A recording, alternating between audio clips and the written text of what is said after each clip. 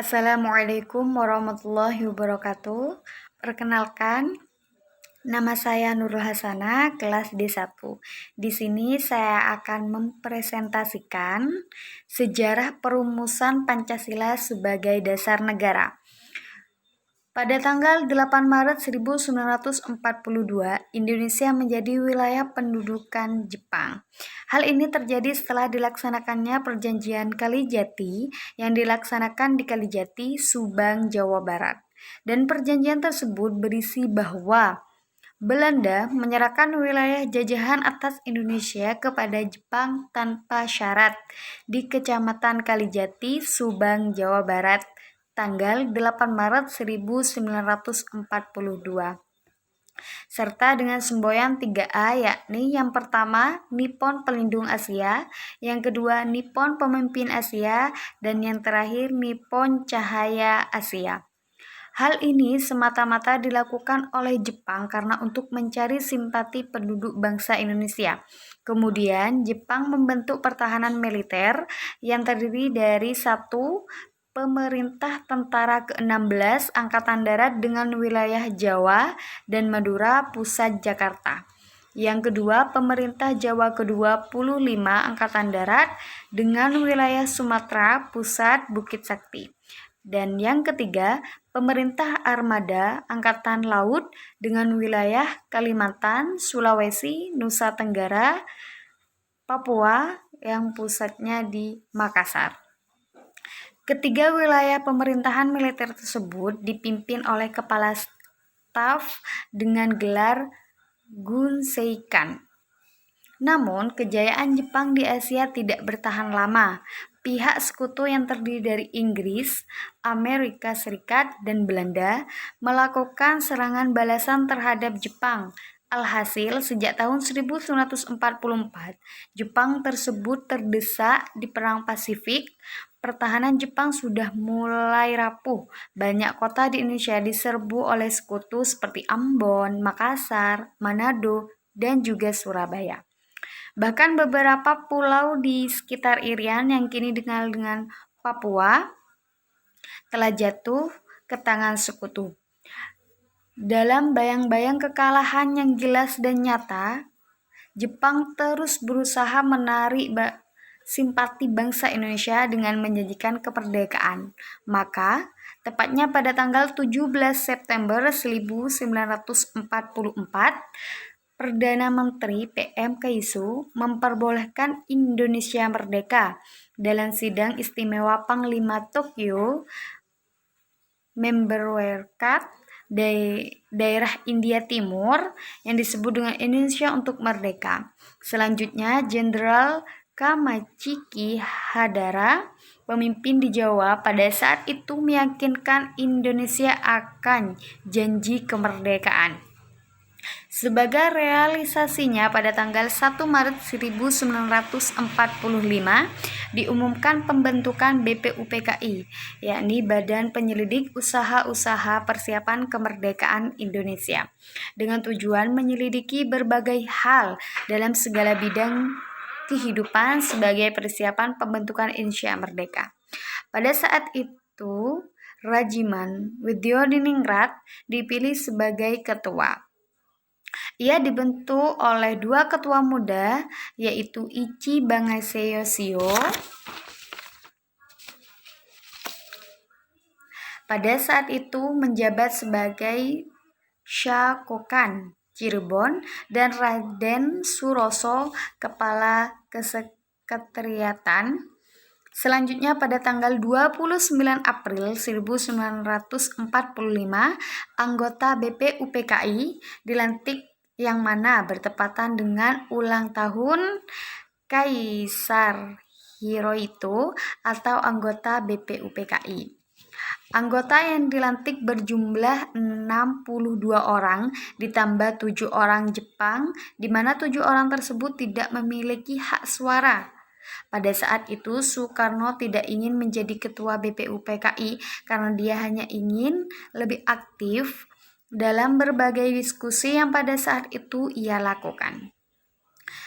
Bendera merah putih sering dikibarkan di samping bendera Jepang, Hiromaru, sejak didirikan BPUPKI. Telah melaksanakan sidang resmi sebanyak 2 kali. Sidang pertama dilaksanakan pada tanggal 29 sampai 1 Juni 1945. Sidang ini membahas tentang dasar negara, sedangkan sidang kedua BPUPKI dilaksanakan pada tanggal 10 Juni sampai 17 Juli 1945. Sidang ini membahas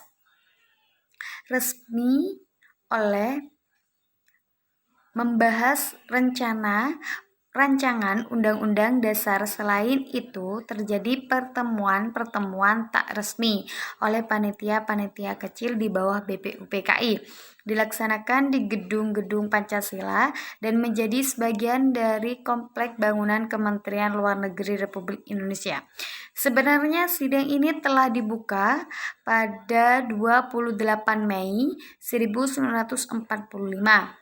Namun, pembahasan pembangunan baru dimulai keesokan harinya. DRKRT Rajiman Widyoningrat selaku ketua sidang menyatakan perlunya suatu dasar negara selanjutnya, dan beberapa anggota sidang menyampaikan pendapatnya antara satu dengan lainnya. Walaupun demikian, rumusan-rumusan tersebut tetap berangkat pribadian dan gagasan besar dari bangsa Indonesia sendiri.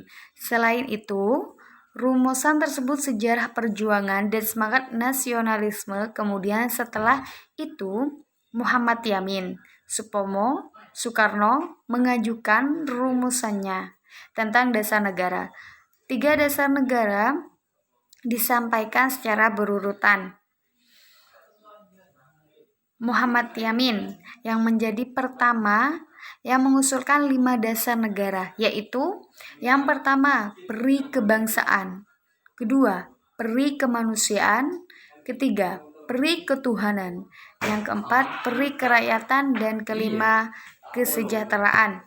Yang disampaikan pada tanggal 29 Mei 1945 dalam pidatonya tentang asas dan kebangsaan Indonesia. Menurutnya, dasar Indonesia terdiri dari 5 unsur, yaitu 1. Ketuhanan yang Maha Esa, 2. Kebangsaan Persatuan Indonesia, ketiga, rasa kemanusiaan yang adil dan beradab, yang keempat, kerakyatan yang dipimpin oleh hikmat kebijaksanaan dalam permusyawaratan perwakilan,